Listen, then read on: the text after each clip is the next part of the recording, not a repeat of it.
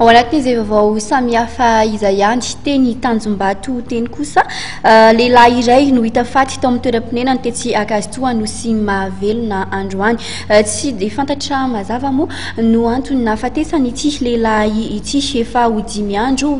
nahafatesany moa izay vao tsikaritry ny manodidina izany fanazavana mahakasika an'izay hoentiny roa tsy rakotin'irany hatrany eo amin'ny sariny mamy Rasoana evo kosa.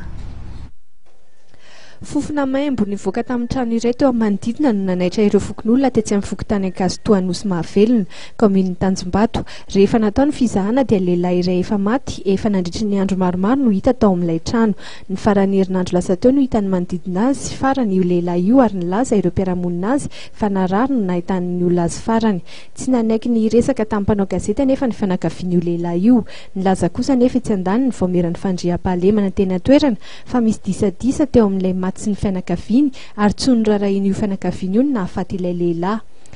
Nanonga tamin'ny lahady zany izy io tsabotsy ariva nahitany zareo azy farany dia maly tamin'ny 9 nisy fampilazana taminay zany satria izay komite eto tanàna nisy fampilazana hoe misy fahoriana ato dia ny zavatra araka hitanay tao moa dia farazana efa siny petradrery ihany izy zany satria manao ambonindrina sy ambanindrina zany ny trano ray aman-dreny sy izy narary izy zany efa nararary izy dia tao dia olona zany ohatrany hoe manatikatra sakafo kely ho azy ohatrany hoe lasopy fa prevodrindrina fa izy zareo zany tsy fantatra hoe ahoana sy ahoana fa raha tao zay moa nalainy tao zay maly dia tamin'ny 9 sasany alina moa zay vao niala tao dia mifilazany zareo zany hoe tsy fantatra zareo zany hono izy hoe ao na tsy ao satria zany izy hoe efa fanao ndraindray ao dia ndraindray tsy ao dia tsy fantatra zareo fa zavatra fofona maimbo be zany no hainy zareo zay ry zareo vao nijery tao zany ankizy ary zany zanak'anabavin'le olona maty no tao no nijery tao zany dia hoe dadafara efa tsy miaina tsony dia zay zany nitany zareo.